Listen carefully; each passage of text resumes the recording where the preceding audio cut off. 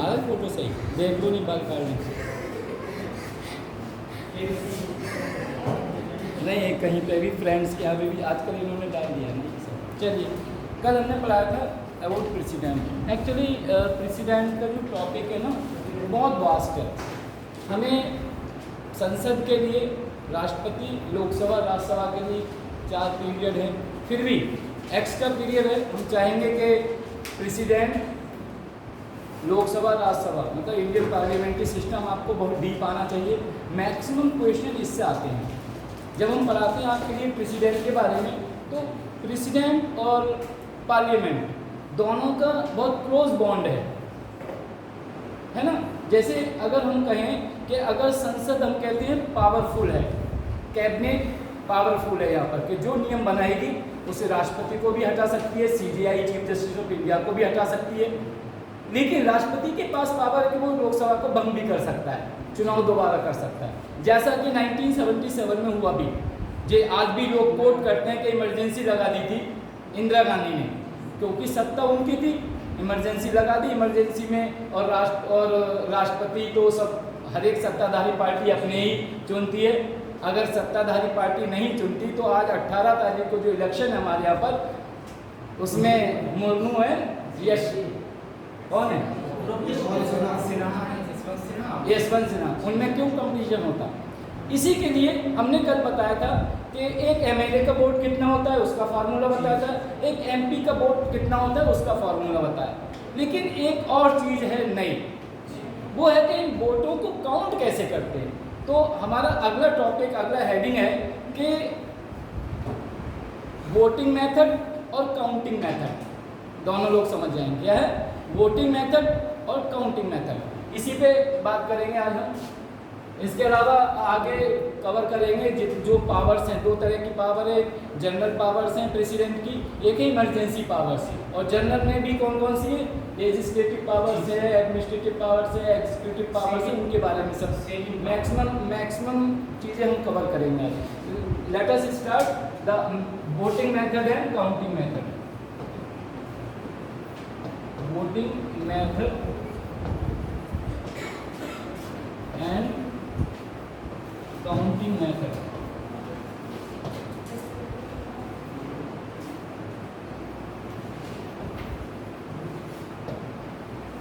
इसमें हिंदी में जो शब्द दिया है, एकल संक्रमणीय व्यवस्था, single transferable vote system. Actually जो शब्द दिया है उसमें, ये हमारे यहाँ पे इस तरह का वोटिंग सिस्टम नहीं है, नहीं डेमोक्रेसी में नहीं होता। ये वहाँ होता है जैसे हम आपको बताएं, जैसे अभी क्या करते हैं, एक कॉन्स्टिट्यूएंसी में एक MP चुना जाता है, एक MLA चुना जाता है, यही है ना। और हम और आगे जाएं तो जैसे हमारे यहाँ पार्लियामेंट सिस्टम है ना, हमारे यहाँ पे जो सत्ताधारी पार्टी है, अभी हम इन पार्टीज़ को भी 2 पार्टी कहते हैं, एक कहते हैं NDA, दूसरी कहते हैं UPA। इसी तरह ब्रिटिश में केवल 2 पार्टी हैं, एक है लेबर पार्टी, दूसरी है कंजर्वेटिव पार्टी। अनुदार दल कंजर्वेटिव को कहते हैं और उसे कहते हैं मजदूर दल। होता क्या है कि जब मजदूर दल, हम एक चीज़ और बता दें, ये एडिशनल पॉइंट, जब मजदूर दल सत्ता में आया था तब हमारे राष्ट्रीय जो नेता थे स्वतंत्रता संग्राम से पहले, उन्हें आस बन जाती थी कि हमें अब आज़ादी मिलने वाली है। तो जब 1880 से 1940 तक का जब दौर देखेंगे तो ऐसा लग रहा था कि अब आज़ादी मिल जाएगी, अब आज़ादी मिल जाएगी। आपको ऐसा जब लिटरेचर पढ़ोगे तो ऐसा लगेगा। उसका कारण यही था कि जब आज़ादी मिल जाएगी की आशा लगती थी, नेशनल मूवमेंट के जो लीडर थे, हमारे नेशनलिस्ट थे, उनको उस वक्त समझ लो आप लेबर पार्टी सत्ता में थी। और हम आपको बता दें, जब 1947 में हमारे देश को आज़ादी मिली थी, उस वक्त भी लेबर पार्टी सत्ता में थी। और 1945 में आई थी जब बेवल हमारे यहाँ पे वायसराय थे और क्लीमेंट एटली उस पर प्रधानमंत्री थे। यही दौर 1929 का भी था जब first round table conference, second round table conference, third round table conference चली थी और सविनय अवज्ञा आंदोलन सेकंड शुरू हुआ था। आपको डीपली बता रहा हूँ, 3 सविनय अवज्ञा आंदोलन हुए, आपने एक ही पढ़ा होगा शायद। 22 में हुआ, उसके बाद 31 में और 34 तक चला। आंदोलन कई हुए थे। कल ही मैं पढ़ रहा था डीयू की एक बुक, तो सत्याग्रह इंडिविजुअल सत्याग्रह भी था। जैसे हम कभी कभी गांधी जी को पढ़ते हैं, गांधी जी का जो आप कहोगे कि अकेला आदमी सत्याग्रह कैसे कर लेगा, चंपारण सत्याग्रह, लेकिन बहुत डीप और एक एनालिसिस वाली इंटेलेक्चुअल वाली बात बताएं कि जब गांधी जी ने, मैं उनके बारे में बहुत पढ़ रहा था कल, तो फास्ट जो शुरू किया था वो इंडिविजुअल सत्याग्रह था। जब आप घर में किसी बात को लेकर मम्मी पापा से नाराज हो जाते हैं तो क्या करते हैं, सत्याग्रह करते हैं। क्या, हम खाना नहीं खाएंगे, कपड़े नहीं बनवाएंगे, वहां नहीं जाएंगे, ये नहीं, तो वो क्या है, इंडिविजुअल सत्याग्रह कहलाता है। अब क्यों, वो सत्याग्रह के उस सत्य का आग्रह है। क्या कि आपके लिए जो बात सत्य है दूसरों को असत्य हो सकती है। जैसे हम सत्य कह रहे थे कि हम आज़ादी चाहिए, लेकिन ब्रिटिश वालों के लिए असत्य था। इसीलिए उन्होंने जब नमक आंदोलन शुरू किया था गांधी जी ने, तो वहाँ पे ब्रेल्सफोर्ड एक प्रेस रिपोर्टर था, उन्होंने कहा था कि गांधी जी केतली से समुद्र के पानी को खौलाना चाहते हैं। तो मतलब एक चुटकी नमक के से आप पूरा भारत को आज़ादी दिलाना चाहते हैं। आप लोगों को उस लेवल पे समझना है, हर चीज़ को उस लेवल पे आके तब समझना है। आपको नीचे नहीं जाना है कि हम भूल जाइए कि यू आर पीजी, भूल जाइए यू आर यूजी। आपको ये सोचना है कि हमें इस चीज़ को कैसे एलॉबरेट करना है। तो मेन थिंग कि जो मल्टी पार्टी सिस्टम है यहाँ पर, लेकिन हमारे यहाँ पे एक यूनाइटेड प्रोग्रेसिव अलायंस है, दूसरा नेशनल डेमोक्रेटिक अलायंस, तो हमारे यहाँ वर्सेस हो गया है। ये एग्जांपल इसलिए दिया था कि पार्लियामेंट में जैसे दो पार्टी हैं, तो वहाँ पे क्या होता है, जो कैबिनेट होती है, हमने बताया था संसद में हमारे डेमोक्रेसी में क्या होता है, कैबिनेट गवर्नमेंट कहलाती है। वहाँ पर जो अपोजिशन पार्टी है, वहाँ पे उस अपोजिशन पार्टी का एक नाम है, नोट कर लीजिए, ये भी आता है शैडो कैबिनेट। क्या कहते हैं उसे, शैडो कैबिनेट, परछाई जैसे। क्यों, जैसे ही कैबिनेट जो सत्ताधारी पार्टी है वो किसी तरह से अगर डिसॉल्व हो जाती है, वहाँ का सम्राट भंग कर देता है, तो तुरंत जो शैडो कैबिनेट है उनके पहले से ही मिनिस्टर फिक्स होते हैं कि आप ये बनेंगे, आप ये बनेंगे, आप ये बनेंगे, और वो तुरंत टेक ओवर करते हैं। वो उन्हें एक महीना नहीं चाहिए। हम लोग क्या करते हैं यहाँ पर, आई शुड नॉट से कि हमारे यहाँ पे विदेश से जब ऑर्डर आता है तो हम डिले करते हैं। This is the question mark I am talking about industrialist, कि हम 8 दिन 10 दिन, आप देखो नॉर्मली भी देखिए, आप दुकान से लेके किसी फैक्ट्री पे जाओ, कहीं कुछ लेने जाओ तो डिले करते हैं, लेकिन वहाँ पे ऐसा नहीं है। अगर आजकल के टेक्नोलॉजी के टाइम में एक मोबाइल के आपके पास है तो 4x4 के रूम में करोड़ों का बिजनेस कर सकते हैं। Only thing you should deliver the item in time. ये सिंसियरिटी होना चाहिए। ये डिलीवर की बात नहीं, यहाँ पर you should concentrate on your study and with time management you should complete your course whatever is given in your prelim and mains, then only you can get, then you can hope for the success. But how much you retain, I don't know. I always say in class, those are my students, that teacher who is teaching you, he is studying this much material, and he is not able to deliver that. He is delivering only this much, and you are grasping this much, memorizing this much, and writing this much. Hence, you are getting these many marks. So it's no fault of us. Depend upon you how much you are gaining or how much you are retaining in your mind. तो जो भी बताएं, एक एक शब्द, time हमारे पास थोड़ा रहता है, लेकिन एक एक शब्द को मैं इतना एलेबोरेट कर सकता हूँ कि आपको लगेगा कि यस यही सत्य है।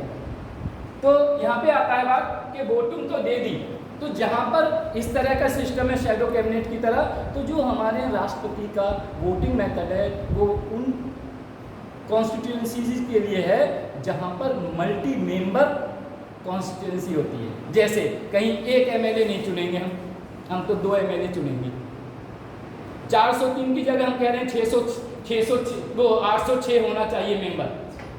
क्यों, एक मेंबर हम वो चुनेंगे, अगर ये मेंबर कुछ गड़बड़ करता है या कुछ धोखा करता है या चीटिंग करता है या घोटाला करता है तो उसके लिए रिपोर्ट करने को तैयार है। Got it? ये नई चीज लग रही है ना आपको? हाँ, यही चीज कि इसलिए यहाँ पर क्या था, राष्ट्रपति को वही सिस्टम, आपको हो सकता है नहीं मालूम है कि बहुत से कंट्रीज में ये चल रहा है, लेकिन हमारे यहाँ पर जब सिंगल ट्रांसफरेबल वोट का सिस्टम संविधान में जो निर्माता थे उनके सामने रखा गया, तो उन्होंने कहा नहीं ऐसा नहीं होना चाहिए, डायरेक्ट जिस तरह प्रेसिडेंट का इलेक्शन अमेरिका में होता है ऐसा होना चाहिए। लेकिन इसका बेनिफिट हम बताते हैं। इसका बेनिफिट क्या है कि इस सिस्टम में फार्मूला लिख लो, इसका ही फार्मूला लिख लीजिए कि जितने भी टोटल वोट होते हैं, देखिए इसमें एक शब्द है मिनिमम कोटा, कि कम से कम वोट कितने होना चाहिए। और इस फार्मूले का एक और पहले ही बता दे रहे हैं, एक और स्पेशल चीज है कि जो फार्मूला हम देने जा रहे हैं उसमें दो तरह के, जैसे हमारे यहाँ पे I have completed my graduation post graduation from south India, वहाँ पे मिनिमम परसेंटेज मार्क्स है 50%, यहाँ पर 33% है।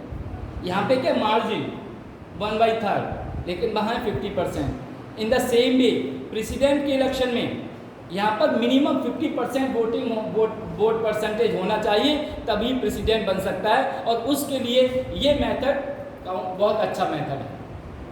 Got it? इसीलिए मैंने बताया एक चीज़ और, अगेन रिपीटिंग इट, कि जो निर्माता थे हमारे संविधान के वो ज़्यादातर बैरिस्टर थे। बैरिस्टर ब्रिटिश में वकीलों को बैरिस्टर कहते हैं, हमारे यहाँ पर वकील कहते हैं, लॉयर। और जो रजिस्टर जो आते हैं बार काउंसिल में उन्हें एडवोकेट कहते हैं, जो टाई बांधते हैं। वकील हर एक टाई बांधने का ऑथराइज नहीं होता है जब तक बार काउंसिल में रजिस्ट्रेशन ना करे। Got it? लॉयर माने नियम कानून जानने वाला, एडवोकेट वकालत कर सकता है, दूसरे की जगह खड़ा हो सकता है जब बार काउंसिल का मेंबर है। So this is the minimum quota या न्यूनतम कोटा। क्या होता है, लिखिए फॉर्मूला, कुल वैध मतों की संख्या। This I am writing in Hindi. कुल वैध मतों की संख्या, कोई चीज इंग्लिश में means total number of valid votes, got it, divided by, बता देंगे ये फॉर्मूला भी, डिवाइडेड बाई निर्वाचित। अब इसी से टोटल पता चला, निर्वाचित होने वाले सदस्यों की संख्या, सदस्यों की संख्या। एक्चुअली हमारा तमिल स्टाइल में लिखने की ज़्यादा आदत है। +1 ये +1 लिखा है, ठीक है। देखिए कुल वैध मतों की संख्या कौन सी मानी जाएगी, जो कल हमने बताया था, एमपी के 1 वोट और टोटल एमपी 543। हर स्टेट के एमपी के वोट अलग अलग हैं, उनके सब टोटल कर लो, सभी राज्यों के इंक्लूडिंग दिल्ली एंड पौंडीचेरी। उसके बाद एमएलए, जिस तरह से हमने कल बताया, total value of the votes of all the MLAs in all the states, ये आ जाएगी, ठीक। उसके बाद निर्वाचित होने वाले सदस्यों, ये थोड़ा टिपिकल है। हमारे यहाँ निर्वाचित होने वाला सदस्य कितने हैं? 1। राष्ट्रपति एक ही तो चुना जाना है, लेकिन हमने एक शब्द बोला था मल्टी कॉन्स्टिट्यूएंसी मेंबरशिप, जहां कुछ राज्य ऐसे हैं, कुछ राज्य मतलब देश, कुछ देश राज्य, पॉलिटिकल साइंस में राज्य माने देश, कुछ देश ऐसे हैं जहां एक नहीं 2-2 मेंबर चुने जाते हैं। तो यहाँ पर कितना है, यहाँ पर 1 हो जाएगा, ठीक। और यहाँ पर 1 और +1। अब मान लो एक एग्जांपल ले लो, 1967, मैं बिल्कुल एग्जैक्ट डाटा दे रहा हूँ, 1967 में जो इलेक्शन हुए थे उसमें लिख लीजिए, उसमें वोट थे 8661,699, इतने टोटल ये वोट थे।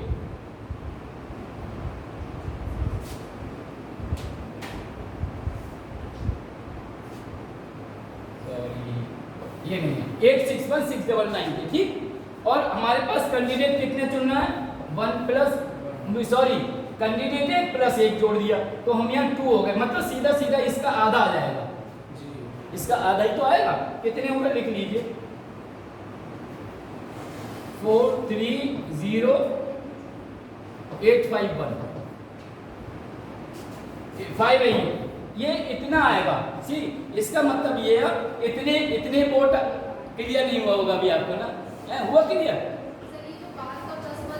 कौन सा? सर ये पहले जो फॉर्मूला लिखा है उसमें जो बाद में प्लस वन है। हाँ वही बता रहे हैं इसका। अब ये आया इतना प्लस, आप इसे करो ना, ये +1 होके ही आएगा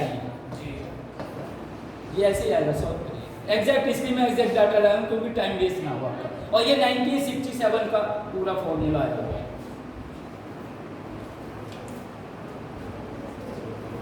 तो इस तरह से अब यहाँ पे एक चीज समझना है, ये उन्होंने कहा कि आपको, अब हमारे यहाँ पर कभी कभी आपने देखा होगा एक नाम है काका काले लकड़ धरती पकड़ बरेली की। उन्होंने मेंबर से लेके सभासद से लेके राष्ट्रपति के चुनाव सब लड़े थे, अगर इतिहास उठा के देखोगे हमेशा। अब यहाँ पे होता क्या है, यहाँ पर जितने कैंडिडेट हैं, जितने कैंडिडेट इलेक्शन में, हमारे यहाँ कितने कैंडिडेट? 2। अभी कितने कैंडिडेट खड़े हो रहे हैं? और मान लो इससे ज्यादा होते तब,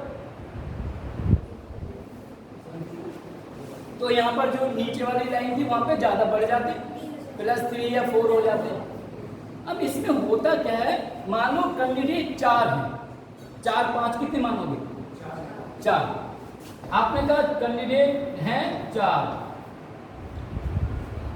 आप एमएलए एमपी हैं, आपने वोट डाला, आपने कहा ABCD 4 कैंडिडेट हैं। आप कह रहे हैं कि मेरी ये है ए, ये कैंडिडेट हैं।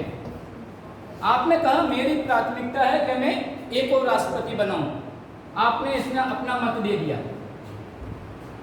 दूसरे कह रहे हैं नहीं, मुझे बी कैंडिडेट पढ़े लिखे नजर आ रहे हैं, इन्होंने बी को दे दिया अपना वोट। किसी ने सी को दिया, किसी ने डी को दिया। लेकिन आपने 1 नंबर पे कहा, आप कहोगे कि 2 पे किस रखोगे? चलो 1 है, ये कहते हैं वोट ट्रांसफरेबल। हर एक आदमी 4 कैंडिडेट है तो 4 वोट डालेगा। बोले समझ में आ रहा है? नहीं बता दो, अभी बता दो, फर्स्ट स्टेप पे रिपीट नहीं करेंगे फिर हैं। हर एक आदमी 4 कैंडिडेट तो 4 बार कहेगा। बोले मेरी फर्स्ट प्रेफरेंस ये है। जैसे हम लोग कहते हैं एक लड़की को इंजीनियर लड़का मिला है, मैनेजर लड़का मिला है, इंडस्ट्रियलिस्ट मिला है और जमीन वाला मिला है। माँ बाप डिस्कस कर रहे हैं शादी किससे करना है, बीच में एक IAS भी मिल गया, फिर तो बाकी 4 को कैंसिल। इसका मतलब प्रायोरिटी क्या है आपकी कैंडिडेट के लिए, उस पर ध्यान मत दीजिए। ये एग्जाम्पल इसलिए करता हूँ कि आपको actually this is the adult education. वो इस सब चीज़ों से आप बहुत सी चीज़ों से बाहर निकलिए, डोंट बी कंजर्वेटिव। तो आपने दूसरा, आपने मान लो किसी ने मिस्टर प्रभु जो मिनिस्टर हैं, उन्होंने कहा कि मैं पहले इसे रखूंगा लेकिन 2 पे इस कैंडिडेट को रखूंगा। नहीं, इसी का चलाएं पहले कि इन्होंने 2 पे इसे रख दिया, 4 पे इसे रखा और 3 पे इसे रख दिया, इन्होंने 1 वोट पड़ा। अब दूसरा कोई आया, उसने कहा नहीं मैं इसे 2 नंबर पर रखूंगा, इसे 3 पे रखूंगा, इसे 1 पे रखूंगा और इसे 4 पे रखूंगा। तीसरा कैंडिडेट उसने कहा नहीं, फिर 1 या 4 3 1, एक ने कहा 1 2 3 4, ये सही है। अब इसमें क्या है, वोट वैल्यू देखिए। इसमें सबसे पहले ये बड़ा समझने की चीज है, इसमें क्या होगा, चारों में अब जितने भी कैंडिडेट थे 543 और MLA सब मिला के, तो सबसे पहले जिसने 1 दिया है इसे, वो काउंट हो जाएंगे। जिसने इसे 1 दिया है कहीं पे, वो काउंट हो जाएंगे। C के लिए जिसने दिया है 1, वो काउंट होंगे। तो इसमें ये देखा जाएगा कि नंबर 1 पे कितने लोगों ने प्रेफरेंस किसे दिया है, चारों का देख लिया जाएगा। मान लो इनके भी 1000 में, इनके भी 1000, इनके भी 1000, इनके, तो इसमें देखा जाएगा। अच्छा, इसमें जरूरी नहीं है कि नंबर 1 वाला 1 रहेगा, इसमें चौथे नंबर वाला भी हो सकता है। ज़्यादातर लोगों ने कहा तो 4 वाले को कहेंगे। उसका कारण बताएं, कभी कभी क्या होता है, जैसे अभी महाराष्ट्र का केस चल रहा है, एकनाथ शिंदे ने कल बहुमत प्राप्त कर ली है, अब जबकि वो भी उनकी पार्टी के थे, शिवसेना के थे, लेकिन बहुमत 164 वर्सेस 99, यही है ना? पढ़ के आया कोई पेपर? नहीं पढ़ा था पेपर, यही है एग्जैक्ट। कीप अपडेट योरसेल्फ, उन्होंने कर दिया, ठीक है, बहुमत। अब मान लो बहुमत सिद्ध नहीं कर पाते, विधानसभा का डिसॉल्व हो जाती, तो क्या वो वोट देते? मान लो कल 18 को वोट देते। ये ऐसे क्वेश्चन आते हैं। अब इसमें क्या होता, सत्ताधारी पार्टी होती वो तो राष्ट्रपति से कह देती अभी भंग मत करिए, 19 तारीख को भंग करिए। इसलिए सत्ताधारी पार्टी अपना चाहती है इस, और किसके थ्रू कहती मालूम है? जो विधानसभा का स्पीकर है, वो तो कॉन्स्टिट्यूशनल पोस्ट है ना।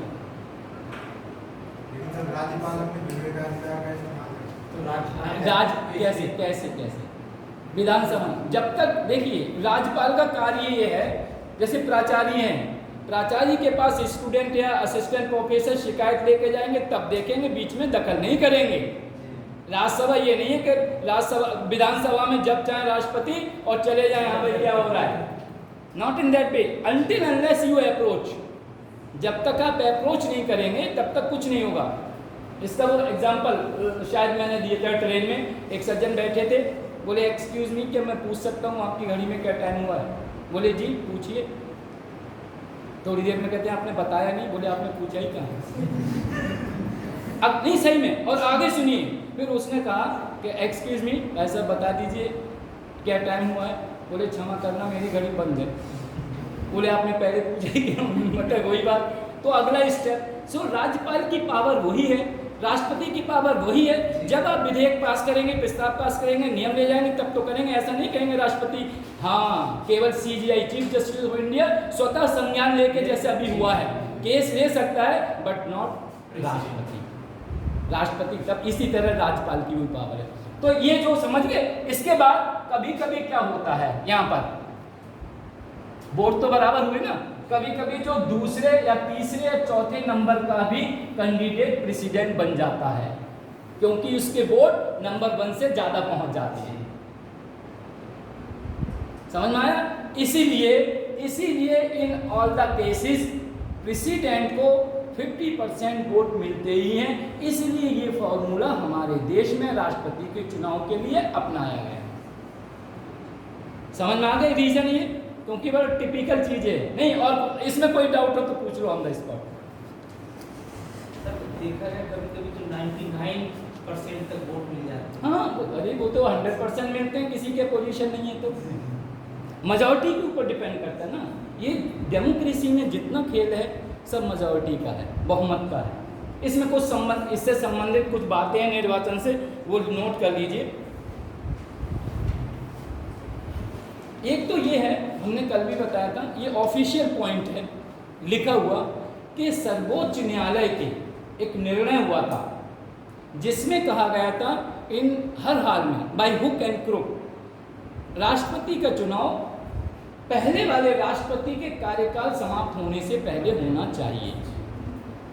ये बहुत इंपॉर्टेंट बात है। दूसरा पॉइंट इसका है, जैसे हमने अभी बताया कि अगर किसी विधानमंडल में, विधानसभा में, जैसे इलेक्शन ड्यू हैं, ऐसा होता है ना कभी कभी, अभी इलेक्शन ड्यू होती है कहीं पे और वहां पे आचार संहिता लग गई। पहले जनवरी में होते थे इलेक्शन, आप ये देखिए 1950 में इलेक्शन हुए थे, निर्विरोध चुने गए थे, तो जुलाई तक कैसे खिंची डेट? ऐसे ही, क्योंकि कोई इमरजेंसी वगैरह लगी तो इधर उधर होता चला गया ये सब सिस्टम। तो अगर कहीं इमरजेंसी होती है विधानसभा अगर भंग हो जाती है तो अभी 1974 में लिख लो, 1974 में एक केस हुआ था, 1974 में, और लकड़ी वो हुआ था गुजरात में। गुजरात में विधानसभा भंग कर दी गई थी। तब सुप्रीम कोर्ट ने कहा था कि अगर विधानसभा भंग हो तब भी प्रेसिडेंट का इलेक्शन नहीं रुकेगा, उनके लिए वोट देने का अधिकार दे सकते हैं। पहली बार हाँ, वोट देने का अधिकार मिल जाएगा। इसीलिए मैंने कोट किया, ये भंग होने के बाद भी वोट देने का अधिकार मिल सकता है। जैसे कभी कभी हम कहते हैं वोट देने के अधिकार के ऊपर जो लोग चुनाव ड्यूटी पे होते हैं, पुलिस वाले होते हैं, उनके लिए छुट्टी मिलती है, मैं आपसे पूछ रहा हूँ, मेरे माइंड में भी अभी आया है तो जरूर, क्या जेल में जो लोग 18 साल के ऊपर होते हैं उन्हें वोट देने का अधिकार क्यों नहीं होता है, या नहीं होता है, या बैलेट पेपर जाता है? बताइए। अरे सीधा समझते कि जब एमएलए एमपी क्रिमिनल घोषित हो जाते हैं और उनके लिए डिपेंड करता है कि अगर वहाँ पे कोई जेल में कितनी सज़ा काट रहा है। एमएलए एमपी जैसे 2 साल की सज़ा हुई है तब तक वोट डाल सकते हैं, और डिपेंड करता है कौन सी है, और ये वोटिंग राइट के ऊपर है कौन मांग रहा है।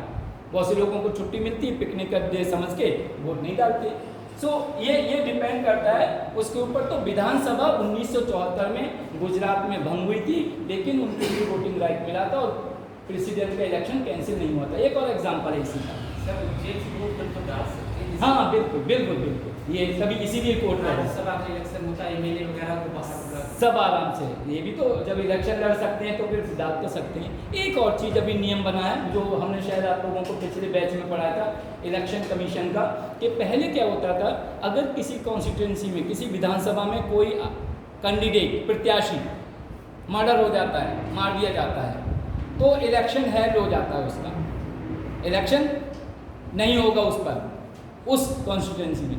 अभी ये इलेक्शन कह दिया है कि यदि कोई निर्दलीय व्यक्ति का मर्डर हो जाता है और पार्टी से नहीं संबंधित है तो इलेक्शन होगा। अब निर्दलीय कौन कहलाते हैं? निर्दलीय 2 कहलाते हैं, जो राष्ट्रीय पार्टी या क्षेत्रीय पार्टी अनरजिस्टर्ड हैं, वो निर्दलीय कहलाते हैं। अभी राष्ट्रीय पार्टी कितनी है? कुल 6 हैं, ठीक है, ये बदलती रहती हैं। उसका भी बताया था ना, कितने 6% वोट मिलते हैं तब राष्ट्रीय बनती है, और 3% पे क्षेत्रीय पार्टी। तो ये इसमें ही हुआ था। एक और पॉइंट है, इसी का नोट कर लीजिए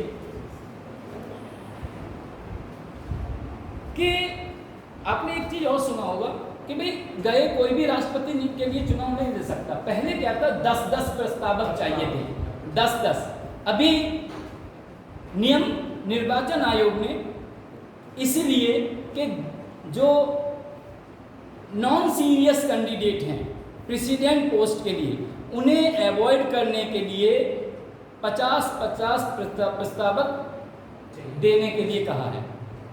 नॉन सीरियस, जैसे आपने देखोगे निर्दलीय इलेक्शन लड़ जाते हैं, चलो भैया एमएलए का इलेक्शन, तो इसीलिए 10-10 हज़ार रुपये फीस रख दिए यहाँ पर, और 25,000 रुपये एमपी के लिए है, और उनसे कहा है 10-10 प्रस्तावक चाहिए, लेकिन यहाँ पर 50 प्रस्तावक चाहिए और 50 अनुमोदक चाहिए, प्रस्ताव रखने वाले और 50 सिग्नेचर करके देने वाले। तो 50-50 50-50 प्रस्तावक चाहिए, इसके लिए एक नियम है।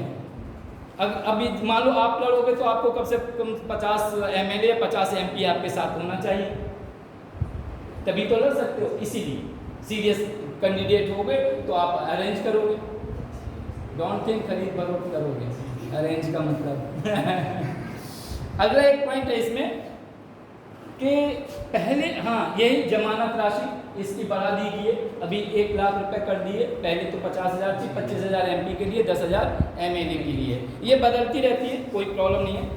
और आपको पता है सबसे पहले राष्ट्रपति कौन थे? डॉक्टर राजेंद्र प्रसाद, और केवल वही एक राष्ट्रपति हैं जो 2 बार इलेक्शन, मतलब 2 बार के टेन्योर में रहे, जिनका कार्यकाल 2 बार रहा है, बाकी कोई नहीं रहा है। एक इंपॉर्टेंट पॉइंट अगला, आर्टिकल नंबर 61 लिखिए।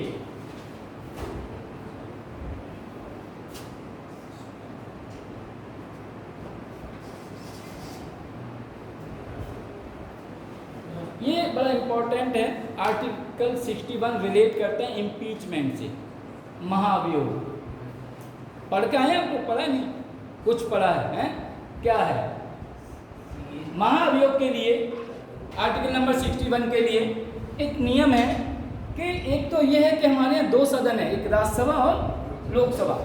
किसी भी सदन में महाअभियोग का प्रस्ताव पारित हो सकता है, लेकिन शर्त यह है कि कम से कम 1/4 सदस्य उस प्रस्ताव को लाएं और उनमें से 2/3 सदस्य प्रस्ताव को पारित करें, तब पहले सदन से प्रस्ताव पारित माना जाएगा।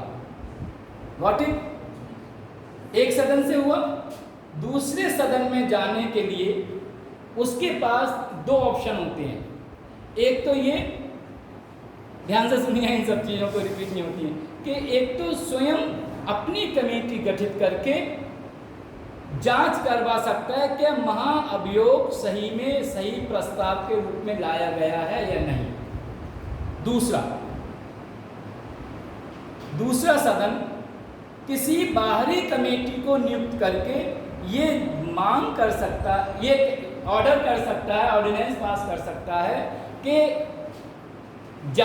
ये जांच करिए इसकी कि महाअभियोग सही है या गलत, क्योंकि ये किसी भी रूप में हो सकता है, क्राइम किसी भी तरह का हो सकता है।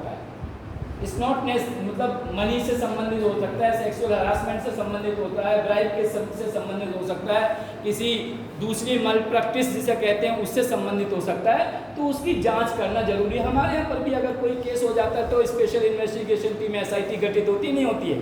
किसी चीज़ के लिए आप थाने में भी जाओगे, आपने रिपोर्ट कर दी, FIR हुई, फर्स्ट इन्फॉर्मेशन रिपोर्ट, तभी वो कहते हैं कि अभी जांच, थानेदार को, दरोगा को, सिपाही को जांच को भेजते हैं। In the same way being president of India, उन्हें भी ना लगे कि मेरे साथ न्याय हुआ है, इसीलिए प्रेसिडेंट को एक अधिकार दिया गया है कि वो जिस सदन में प्रस्ताव पारित हुआ है वहां जाकर स्वयं अपनी सफाई दे सकता है, या अपने बिहाफ पर किसी को वहां पर उस सदन में दे के जाके सफाई देने को कह सकता है।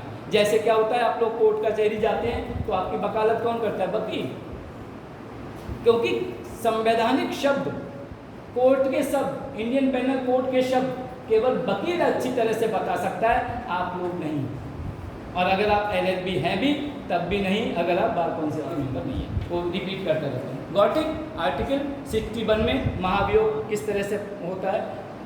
सर, ये जो 2/3 वाला जो प्रस्ताव है, इसकी जो साइन होने चाहिए वो 1/4 पे साइन होना चाहिए, 2/3 से प्रस्ताव पारित होना चाहिए उस सदन का। आप पूछती होगी टोटल मेंबर हो या कितने हो, यही पूछोगी ना, जो अवेलेबल है उस पे। हम समझ गए क्वेश्चन आपका?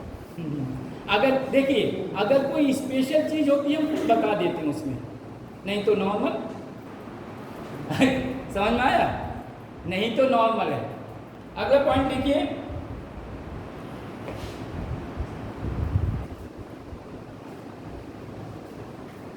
कि पावर्स एंड फंक्शंस ऑफ, ये अब seriously, powers and functions of president. पहले देखिए एग्जीक्यूटिव फंक्शन या कार्यपालिका के रूप में राष्ट्रपति के फंक्शंस किए गए।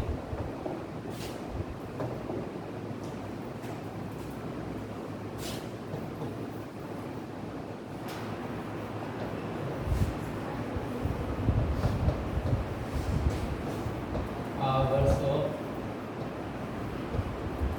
President of India.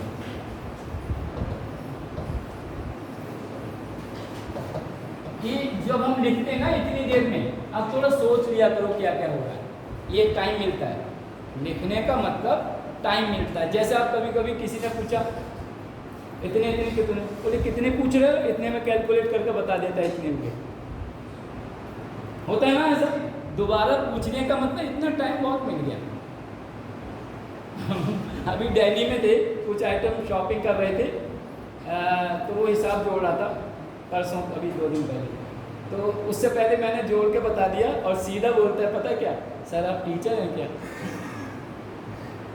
तो हमने कहा कैसे पता? बोले सर मैं जब जोड़ता हूँ दूसरा जोड़ ही नहीं पाता सिवाय टीचर की उंगलियों पे।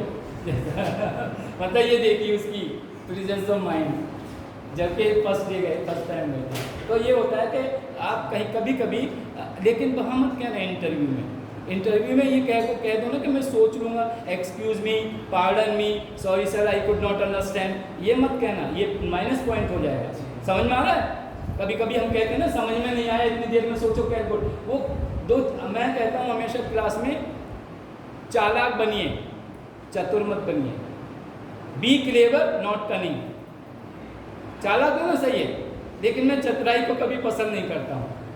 चतुराई का मतलब दूसरे को मूर्ख बना के आगे बढ़ना चाहते हैं, कोनी मार के धक्का दे के चलो भाई। So not in that way. Be clever, it's nice to be clever.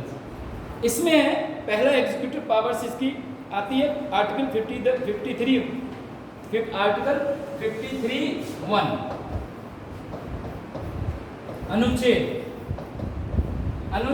Article. समझ रहे हैं? अनुच्छेद इंग्लिश थोड़ा ज़्यादा तो नहीं हो रही है? थोड़ा सा होना चाहिए।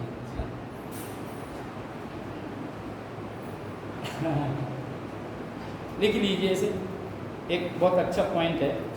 संघ की कार्यपालिका, लिख लीजिए इस पॉइंट को, ये अनुच्छेद का है। संघ की कार्यपालिका शक्ति राष्ट्रपति में निहित होगी। ये कॉन्स्टिट्यूशन लैंग्वेज है। संघ की कार्यपालिका शक्ति राष्ट्रपति में निहित होगी, उसका प्रयोग वो स्वयं करे।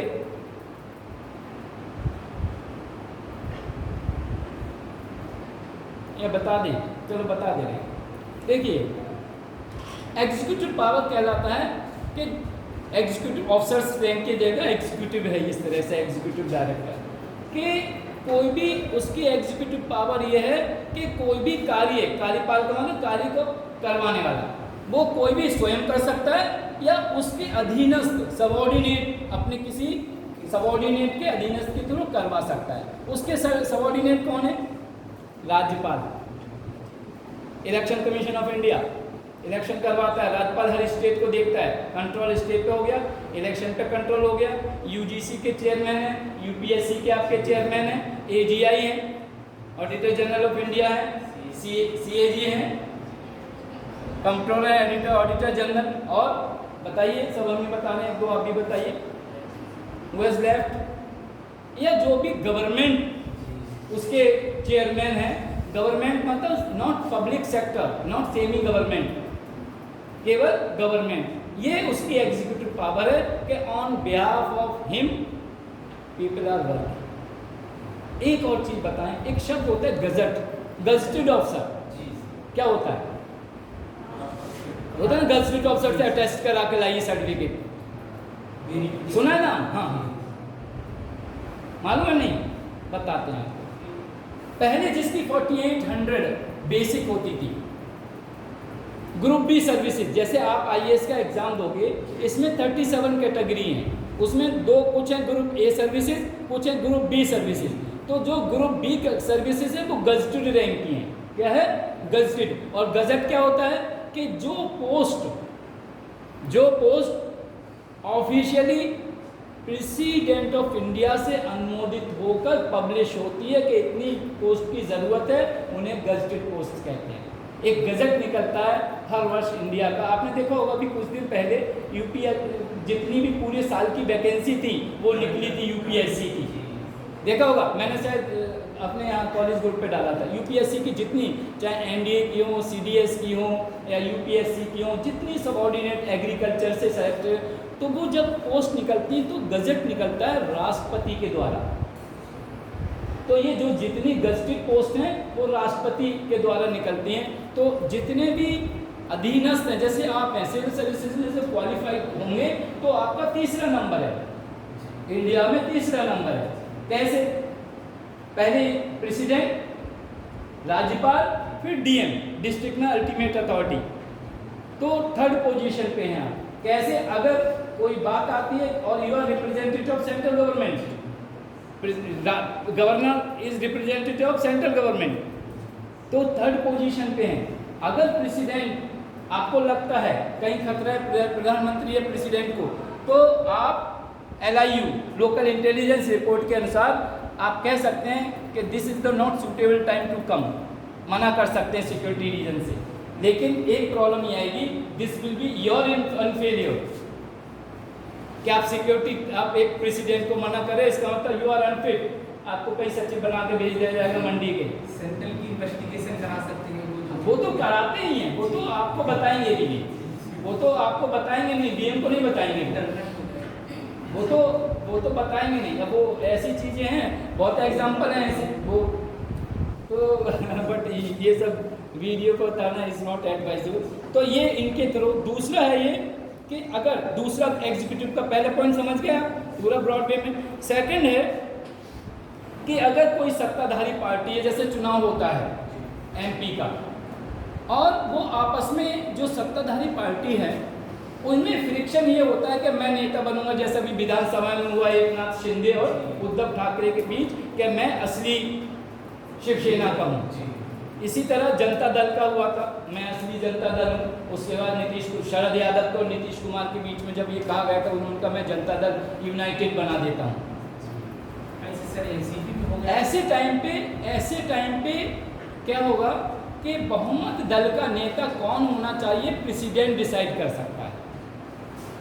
इन case of friction, in case of hung parliament assembly, president is authorise to call anyone as a leader of particular party। जैसे होता है कभी कभी मान लो बहुमत दल का नेता है, 1-2 सीट इधर उधर हुई, अटल बिहारी वाजपेयी की सरकार एक वोट से गिरी थी, ध्यान है। अब चूंकि मैं इसलिए एक से एग्जांपल देता हूं जो आपको पता है। अब हम कह रहे हैं 1952 में ये हुआ, 1956 में बाउंसर बन के सब निकल जाएगा आपके साथ से, तो हम वो एग्जांपल देते हैं जो आपसे रिलेटेड है। तो मुझे बड़ा मेहनत करना पड़ती है इसलिए इन सब चीज़ों को ध्यान देते हुए। तो एक वोट से अगर उस टाइम वो चाहते तो सेकंड अपोजिशन पार्टी के लिए बुला सकते हैं और कहते हैं यू फॉर्म द गवर्नमेंट, तो निर्दलीय और इधर उधर से वो हो सकता है, जैसा कि 1989 में हुआ था। चंद्रशेखर आज़ाद प्रधानमंत्री बने थे, जबकि उनके एमपी केवल 67 थे, लेकिन सपोर्ट कांग्रेस की हुई थी। और वही एक ऐसे लीडर रहे जिन्होंने एमपी बलिया से बहुत बने, हमेशा ये कहा प्रधानमंत्री से नीचे नहीं बनूंगा, और कोई मंत्री पद नहीं लिया था उन्होंने। और वो देखिए ये होता है डिटर्मिनेशन, दैट्स व्हाट, यही डिटर्मिनेशन मुझे आपसे चाहिए कि मुझे डीएम से नीचे बनना ही नहीं है। और वो प्रधानमंत्री बने 67 एमपी के ऊपर, कोई सोच सकता है? तो इसी को कहते हैं हिंदी में अतिशय रगड़ करे जो कोई चंदन से अग्नि प्रकट हुई। तो ये डिटर्मिनेशन, ये देखिए लाइफ में कितने सेक्रीफाइस किए नहीं मैंने। तो ये 1989 में भी ऐसा हुआ। तो बहुमत दल के नेता को अगर वो अपनी मेजॉरिटी प्रूव नहीं कर पा रहा है तो दूसरे दल को बुलाने का राष्ट्रपति का अधिकार है, तो उसके ऊपर कोई कुछ नहीं कह सकता। राइट। नेक्स्ट पॉइंट है कि अंतर्राष्ट्रीय मामलों में इंटरनेशनल लेवल पर प्राइम मिनिस्टर डेमोक्रेसी का एक की पर्सन या मेन पिलर हो सकता है, लेकिन राष्ट्राध्यक्ष कौन कहलाता है? President of India. तो कोई भी फॉरेन विदेश मंत्रालय से संबंधित कोई डिसीजन होता है तो केवल राष्ट्रपति लेता है, ना कि प्रधानमंत्री। एक और चीज़ है इसमें, अगला पॉइंट, युद्ध और शांति की घोषणा, war and peace, he can declare peace and war for the country. जैसे पुतिन है, पूरे विश्व के नेता कह रहे हैं कि श्रीमान जी युद्ध रोक दीजिए, but is not agree. UNO की भी बात नहीं मानी, अमेरिका और उनके जो मित्र राष्ट्र हैं उनकी भी बात नहीं मानी। तो वो डिक्लेयर प्रेसिडेंट करेगा कि अब शांति होना चाहिए या नहीं होना चाहिए, ना कि आर्मी का चीफ, नेवी का चीफ या एयरफोर्स का चीफ। कौन करेगा? Ultimate authority. व्हाट इट, ये एग्जीक्यूटिव पावर्स में है उसकी। अगला है एग्जीक्यूटिव पावर में कि he is the supreme commander of all the forces, सभी सेनाओं का चीफ है। अगला है इसमें लेजिस्लेटिव पावर्स, विधायी शक्तियां क्या हैं। अभी आपने देखा एग्जीक्यूटिव पावर्स, नाउ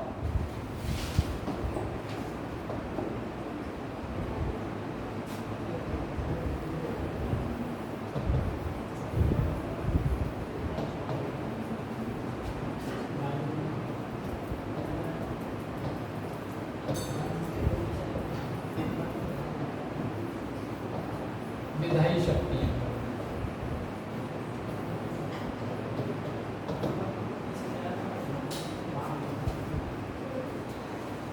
जब ये पावर्स हो या कोई भी हो, हमने बताया कि हेडिंग आप देख लिया करो, आधी चीज़ें वैसे समझ में आती हैं। विधायी शक्तियाँ जो लेजिस्लेचर से संबंधित क्या क्या होती हैं। इसमें सब 2-3 जो हैं आर्टिकल सब मैं बताऊंगा। मैं एक पहला आर्टिकल लिखिए विधायी शक्तियों का,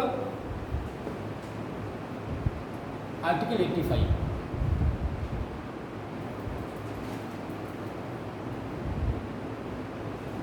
ये कहता है कि दोनों सदनों को सम्मन करने का, सम्मन कहते हैं इंग्लिश का SUMMON, क्या है सम्मन का, बुलाने का अधिकार है।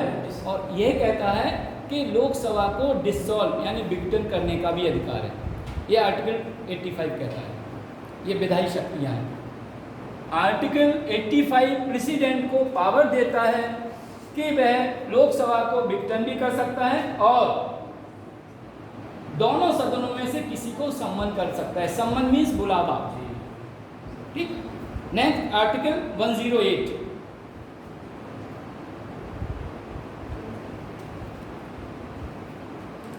आर्टिकल 108 कहता है कि अगर कोई ऐसा विधेयक है जो उन्हें सस्पिशियस लगता है being head of the country, तो और वो दोनों सदनों ने पास कर दिया है, तो दोनों सदनों की संयुक्त बैठक में वो पूछ सकता है कि ये विधेयक का क्या बेनिफिट है, क्या ये वेलफेयर के लिए है या नहीं। तो किसी भी विधेयक को दोनों सदनों को वो संयुक्त बैठक बुला सकता है किसी विधेयक को लेकर। समझ में आया ये? अगला पॉइंट लिखिए आर्टिकल नंबर 87। आर्टिकल नंबर 87 कहता है, यह अधिकार देता है राष्ट्रपति के लिए कि जब भी नई लोकसभा बनती है, मीन्स 5 साल के बाद या 3 से 2.5 साल के बाद जब भी नए MP जाते हैं, तो फर्स्ट सेशन का अभिभाषण डिलीवरेंस ऑफ लेक्चर राष्ट्रपति का होता है। सेकेंड एवरी ईयर प्रथम सत्र का अभिभाषण भी उन्हीं के द्वारा होता है। एक साल में कितने सत्र होते हैं? 3। पक्का? कौन कौन से?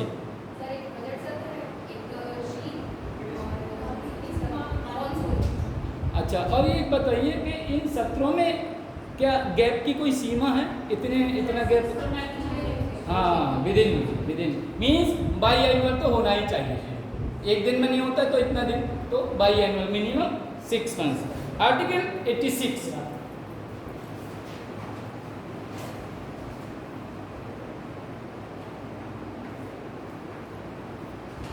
ये तो जनरल मैंने पॉइंट बताया दोनों सदनों का। ये क्या, अगर कोई इमरजेंसी है, जैसे मान लो वित्तीय इमरजेंसी आर्टिकल 360 के अंदर हो, 356 तो स्टेट के लिए है, दूसरी है 352 इंटरनल प्रॉब्लम या एक्सटर्नल प्रॉब्लम हो जाए। ऐसे में on the spot at random दोनों सदनों की बैठक बुला सकता है। ये कब कहते हैं? इसे कहते हैं देश के महत्वपूर्ण मामलों में राष्ट्रपति उच्च और निम्न सदन की संयुक्त बैठक बुला सकता है। ये कहता है आर्टिकल। Got it? 86।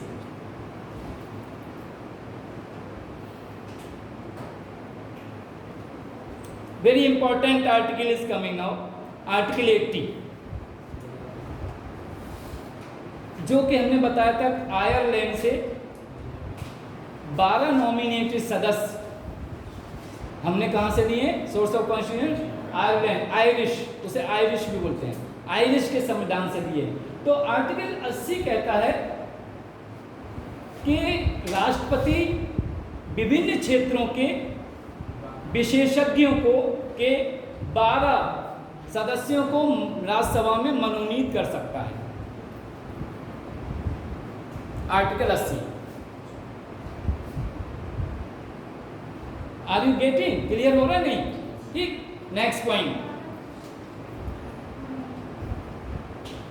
जानना जरूरी है, not important but you should know.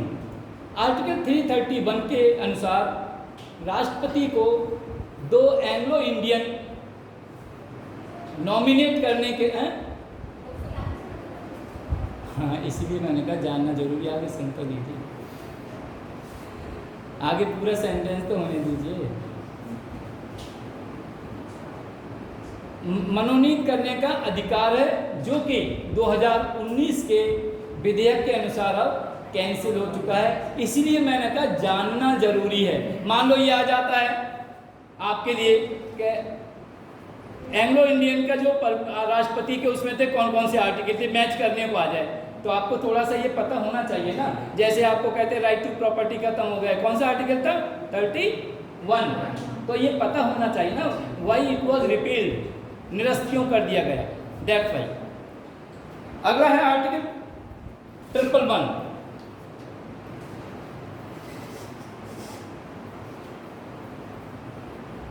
राष्ट्रपति की पावर है, अगर कोई संसद मतलब लोकसभा या राज्यसभा में कोई बिल पारित हुआ है तो उसे एक्सेप्ट कर सकता है और नहीं भी कर सकता है, ठीक। तो ये पावर आर्टिकल 111 के तहत है। इसके 111 के जब तक उस विधेयक पर स्टैंप नहीं लगेगी तब तक वो अधिनियम नहीं बनेगा, एक्ट नहीं बनेगा। और इसी तरह एक और आर्टिकल है 201।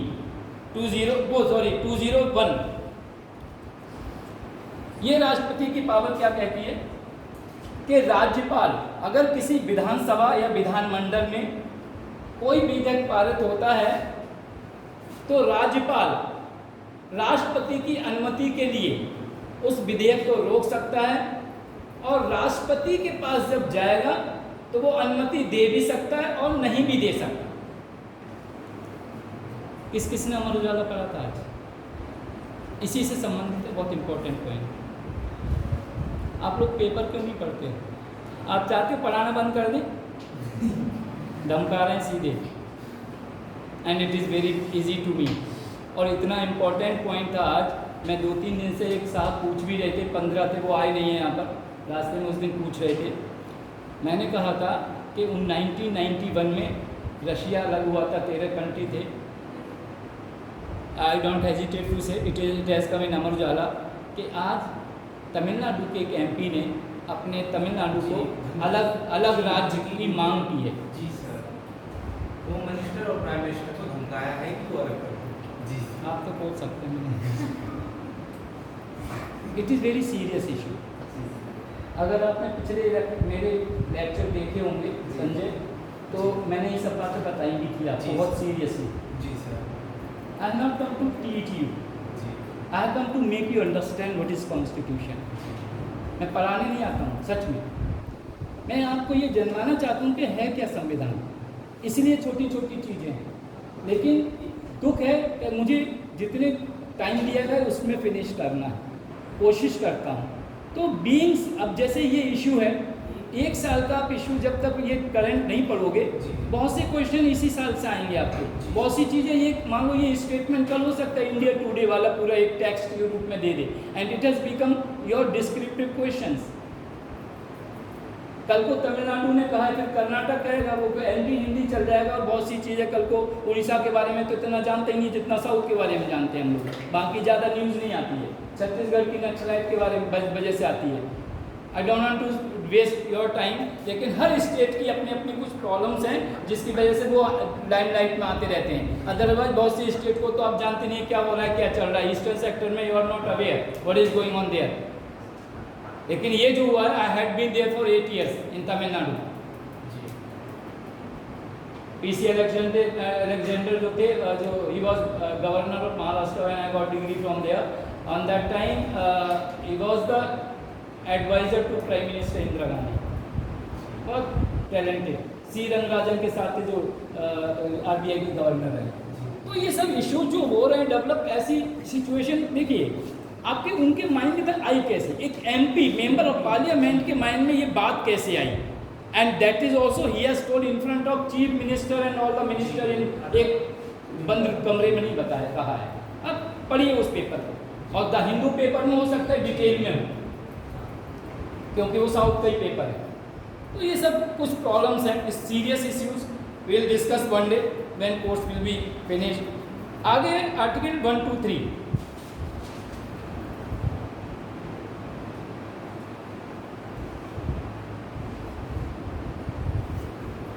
आर्टिकल 123 कहता है कि राष्ट्रपति किसी भी राज्य के लिए या देश के लिए, आर्टिकल 123, ऑर्डिनेंस अध्यादेश जारी कर सकता है।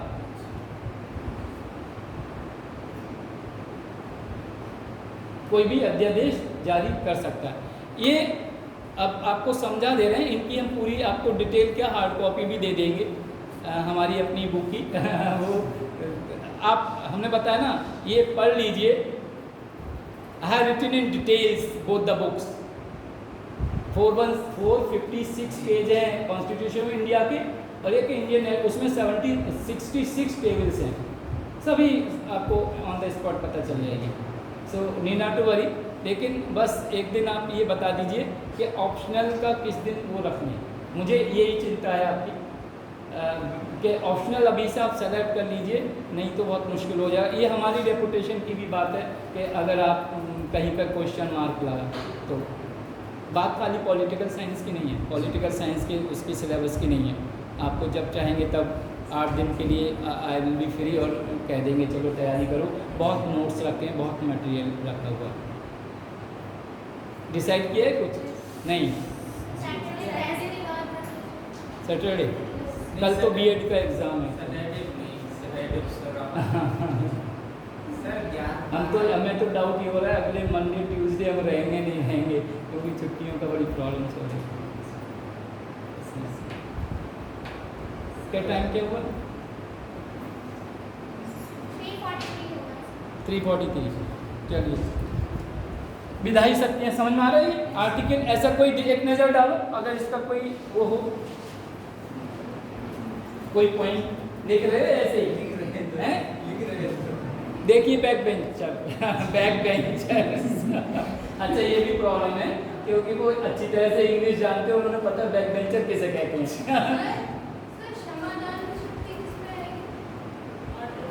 वो है, बताओ तो। हाँ, किसमें?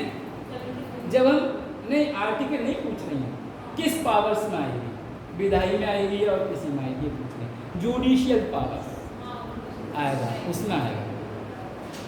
चाहिए किसी को? चलो इसमें देखो, एक नज़र डालो, फिर आगे बढ़ें।